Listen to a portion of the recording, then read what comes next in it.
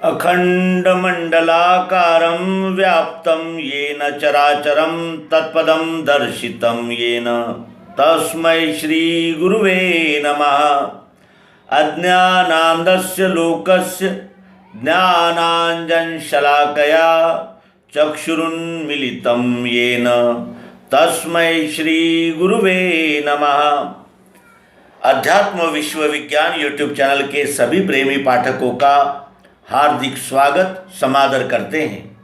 सर्वांग योग मालिका में यह दूसरा एपिसोड प्रस्तुत करते हुए हमें अत्यंत हर्ष हो रहा है। सर्वांग योग की ओर प्रस्थान करने से पहले एक बात की ओर हम विशेष ध्यान देना चाहते हैं कि मनुष्य को ईश्वर की आवश्यकता कब होती है। जब वो बच्चा होता है, छोटा होता है, तब तो उसका मन खेल में रम जाता है और वो सबसे अधिक अपने खिलौनों से, अपने मित्रों से बहुत अधिक प्रेम करता है, क्योंकि उसे ऐसा लगता है कि ये खेल और ये माँ बाप का प्यार यही तो जीवन है और यही जीवन की संपूर्णता है। इस तरह वो अपने बचपन का आनंद लेता है और उसी में अपने जीवन को संपूर्ण मानता है। फिर धीरे धीरे वो बड़ा होता है। कुमार अवस्था में भी उसके आगे अनेक प्रकार के यानी अपने शालेय शिक्षण है, मित्र है, इस प्रकार का एक वातावरण, एक उसकी एक नई दुनिया उसके पास होती है।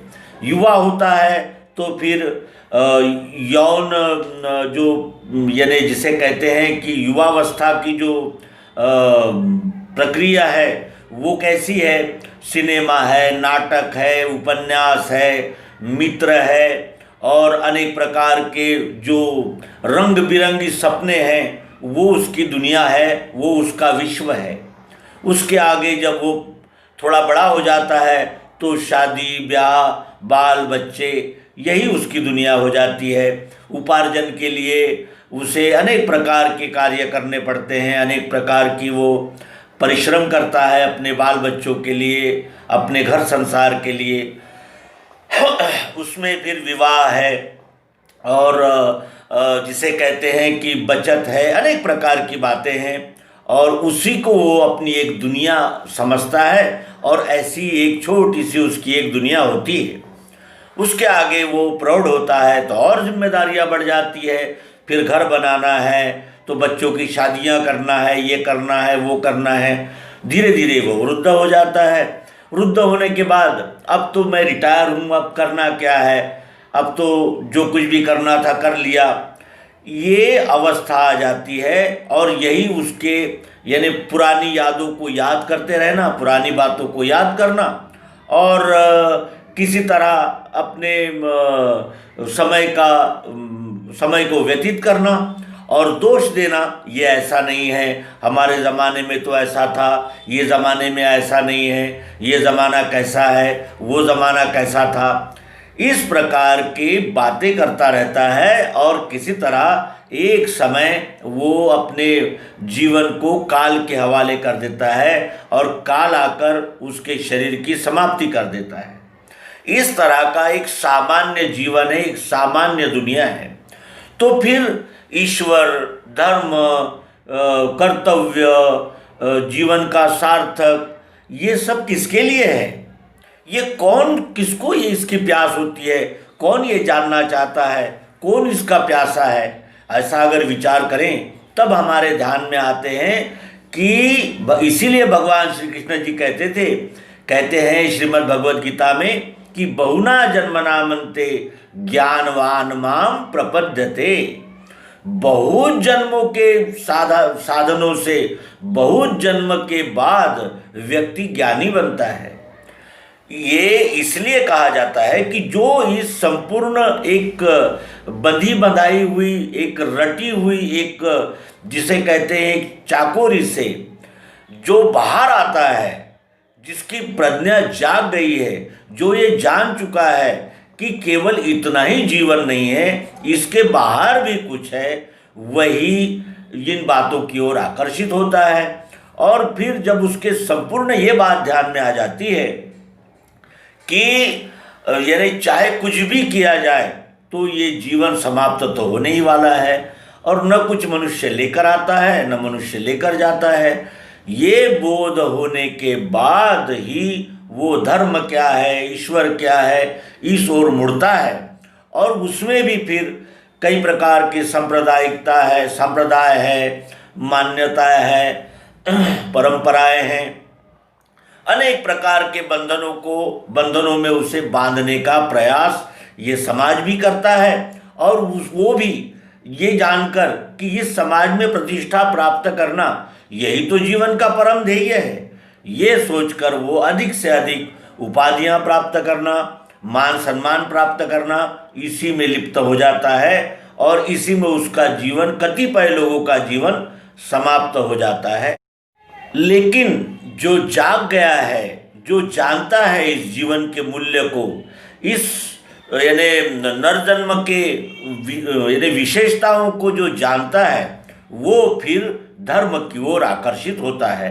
और उसमें फिर पंथ, मत, संप्रदाय, इनके जो बंदिस्त एक मर्यादित जो ढांचा है, इनको तोड़कर आगे बढ़ता है। फिर वो अनेक धर्म ग्रंथों का अभ्यास करता है, अपने मतों, पंथों, संप्रदायों को की जांच करता है, उनके कर्मकांडों को करता है, उनमें कही गई प्रथाओं का पालन करता है। इस प्रकार वो धीरे धीरे अपने बुद्धि को प्रगल्भ करता हुआ एक समय इस निष्कर्ष पर आता है कि ये केवल शब्द ही है, सभी धर्म ग्रंथ में शब्द ही है, इसमें बोध नहीं हो सकता, शब्दों में बोध नहीं हो सकता, शब्दों में केवल दिशा निर्देश किया जा सकता है।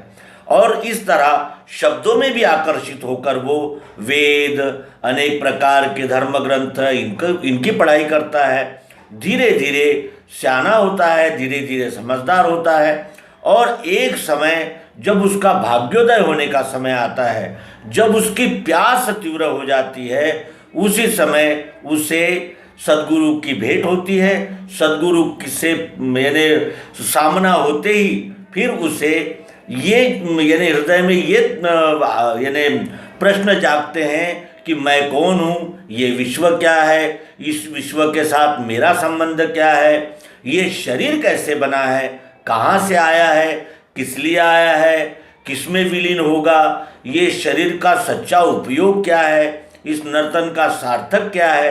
इस दिशा में जब उसकी उत्कंठा, उसके प्रश्न, उसकी प्यास बढ़ती है, तब वो सद्गुरु से प्रश्न करता है कि जो कुछ भी धर्म ग्रंथों में, वेदों में, उपनिषदों में कहा गया है, उसका लक्ष्यार्थ क्या है, उसका आशय क्या है, वो किस लिए कहा गया है, और क्या इसका कोई अनुभव भी हो सकता है। और ये प्रश्न लेकर जब वो अनेक पंथों में, मतों के महंतों में और अनेक मान्यवर धर्माचार्यों के पास जाता है और ये प्रश्न करता है, तो धर्माचार्य कहते हैं कि भाई जो लिखा है तो झूठ तो लिखा नहीं होगा, यानी आप तो प्रमाण तो सत्य ही मानना चाहिए और उस पर हमने निष्ठा रखनी चाहिए, उसी को हमने जानना चाहिए। और उन्होंने जो मार्ग बताया है, जैसे जप है, तप है, अनेक प्रकार के उपवास है, तीर्थ है, इनमें श्रद्धा रखकर इनका पालन करना चाहिए, यही तो अध्यात्म है। लेकिन जब ये सब करने के बाद भी उसे समाधान नहीं होता, तब उसका प्रश्न होता है, कोहम, कौन हूँ मैं, किस लिए आया हूँ। और ये प्रश्न जागने के बाद उसे सर्वांग योग की आवश्यकता होती है, और सर्वांग योग को जानकर ही फिर उसका संपूर्ण समाधान होता है। क्योंकि सर्वांग योग ये अनुभविक शास्त्र है, ये प्रत्यक्ष, प्रायोगिक और प्रमाणनीय अपराजित शास्त्र, और सभी वेदों का, उपनिषदों का सार सर्वांग है। सर्वांग योग को प्राप्त करने के बाद उसकी सभी शंकाओं का, उसके सभी संदेह भ्रमों का निरसन हो जाता है, और यहीं से सर्वांग योग का प्रारंभ होता है। आइए इस मालिका में हम सर्वांग योग को जानेंगे, समझेंगे और सद्गुरु योग युक्ति से विश्वरूप परमात्मा से अनन्यता पूर्वक एक रूपता प्राप्त करके अपने जीवन का सार्थक करेंगे। और इस महायात्रा में हम अपने सभी मित्रों का हार्दिक स्वागत करते हैं। हम क्रमशः एक एक अध्याय, एक एक कदम चलकर सर्वांग योग को पूर्णतः जानेंगे। धन्यवाद। नर्मदे हर। सद्गुरु भगवान की जय।